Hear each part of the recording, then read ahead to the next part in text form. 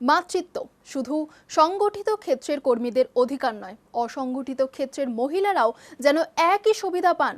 বিশ্ব স্তন্যপান সপ্তাহে এমনই গুরুত্বপূর্ণ বার্তা দিলেন রাজ্যের স্বাস্থ্যমন্ত্রী শারদ দত্ত মুখোপাধ্যায়। কেন এই দাবি, কি বললেন তিনি, চলুন দেখে নেই।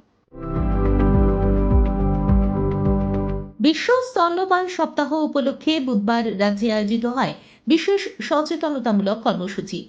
সেই মঞ্চ থেকেই মাতৃত্বকালীন ছুটি নিয়ে গুরুত্বপূর্ণ বার্তা দিলেন রাজ্যের স্বাস্থ্যমন্ত্রী শারদ দত্ত মুখোপাধ্যায়। তার বক্তব্য, শুধু সংগঠিত ক্ষেত্র নয়, অসংগঠিত ক্ষেত্রের কর্মরত মহিলারাও যেন সবেতন মাতৃত্বকালীন ছুটির সুযোগ পান, সেই দিকেই গুরুত্ব দেওয়া উচিত। পেশায় চিকিৎসক শারদ দত্ত মুখোপাধ্যায় বলেন, শিশুর জন্মের পর প্রথম 1 ঘন্টার মধ্যেই মায়ের বুকের দুধ খাওয়ানো অত্যন্ত জরুরি। জন্মের পর যে প্রথম দুধ বের হয় তা কখনো ফেলে দেওয়া উচিত নয়।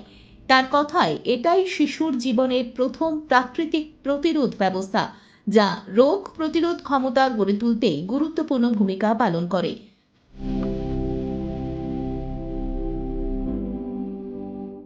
স্বাস্থ্যমন্ত্রীর মতে, বর্তমানে প্রায় সব ক্ষেত্রেই মহিলারা কর্মরত, তাই মাতৃত্বকালীন ছুটি শুধু সরকারি বা বেসরকারি অফিসের কর্মীদের মধ্যে সীমাবদ্ধ থাকলে চলবে না।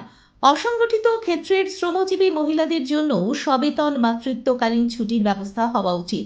এই বিষয়ে তিনি শ্রম দপ্তরের কাছে আবেদন জানিয়েছেন। পাশাপাশি স্বাস্থ্য দপ্তরও বিষয়টি নিয়ে প্রয়োজনীয় উদ্যোগ নেবে বলে আশ্বাস দিয়েছেন। শুধু মাতৃত্বকালীন ছুটি নয়, হাসপাতালগুলিতে পর্যাপ্ত ব্রেস্ট ফিডিং কর্নার তৈরির উপরও জোর দেন তিনি। চিকিৎসক, নার্স এবং স্বাস্থ্যকর্মীদের আরও সচেতন করে তোলার প্রয়োজনীয়তার কথাও উল্লেখ করেন স্বাস্থ্যমন্ত্রী।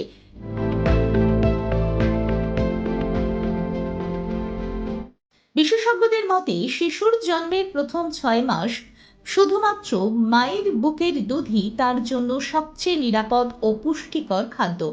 তাই মাতৃত্বকালীন ছুটি এবং স্তন্যপান সহায়ক কর্ম পরিবেশ নিশ্চিত করা শুধু একজন মায়ের অধিকার নয়, সুস্থ ভবিষ্যৎ প্রজন্ম গড়ে তোলার ক্ষেত্রেও অত্যন্ত গুরুত্বপূর্ণ।